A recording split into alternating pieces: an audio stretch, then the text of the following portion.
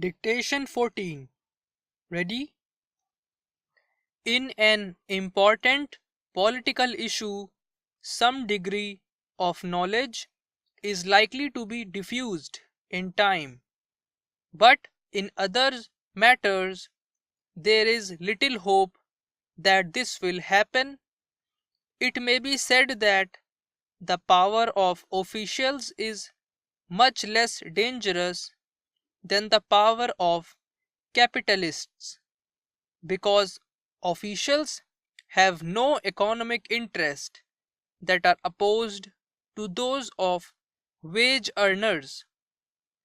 But this argument involves far too simple a theory of political human nature, a theory which orthodox socialism adopted from the classical political economy and has tended to retain in spite of growing evidence of its falsity.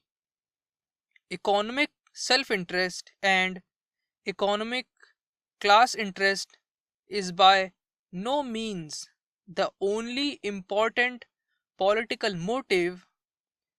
Officials whose salary is generally quite unaffected by their decisions on particular questions are likely, if they are of average honesty, to decide according to their view of the public interest, but their view will none the less have a bias which will often lead them wrong.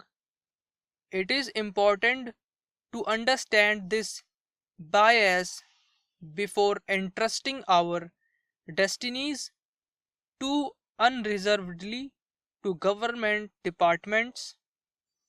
The first thing to observe is that in any very large organization, and above all in a great state, officials and legislatures are usually very remote from those whom they govern and not imaginatively acquainted with the conditions of life to which their decisions will be applied. This makes them ignorant of much that they ought to know, even when they are industrious and willing to learn whatever can be taught by statistics and blue books. The one thing they understand intimately is the office routine and the administrative rules. The result is an undue anxiety to secure a uniform system. I have heard of a French minister of education taking out his watch and remarking, "At this moment, all the children of such and such age in France are learning so and so." This is the ideal of the administrator, an ideal utterly fatal to the free growth, initiative, experiment, or any far reaching innovation. Laziness is not one of the motives recognized in textbooks and political theory, because all ordinary knowledge of human nature is considered unworthy of the dignity of these works. Yet, we all know that laziness is an immensely powerful motive with all but a small minority of mankind.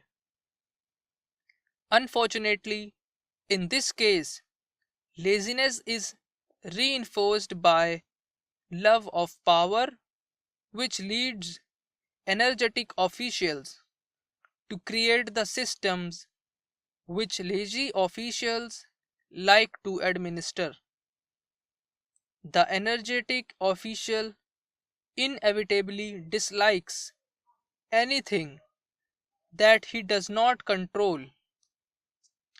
His official section must be obtained before anything can be done.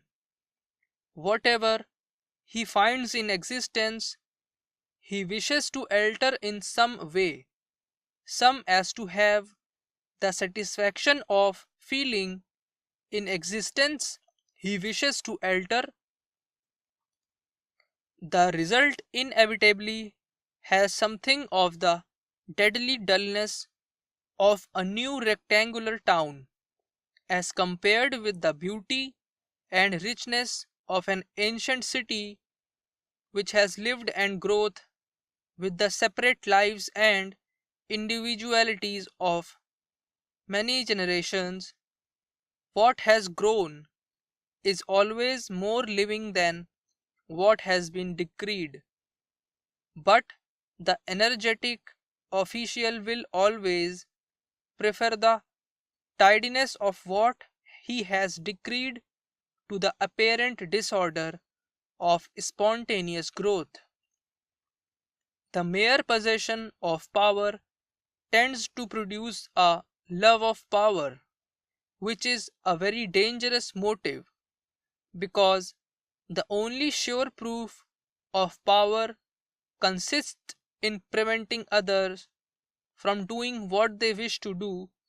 The essential theory of democracy is the diffusion of power among the whole thing, so that the evils produced by one man's possession of great power shall be obviated. But the diffusion of power through democracy is the only effective when the voters take an interest in the question involved. When the question does not interest them, they do not attempt to control the administration, and all actual power passes into the hands of officials.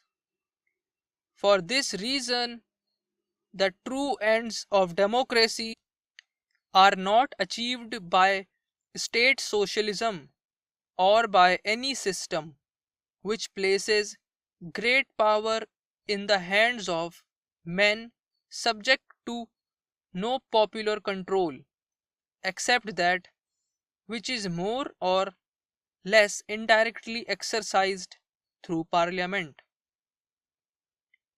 Any fresh survey or men's political actions show that in those who have enough energy to be politically effective, love of power is a stronger motive than economic self interest.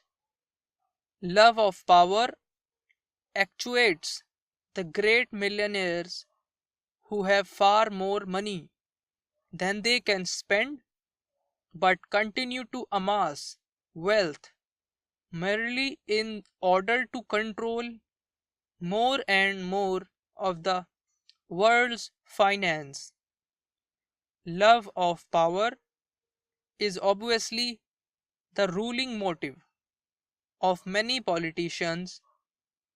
It is also the chief cause of wars, which are admittedly almost always a bad speculation from the mere point of view of wealth.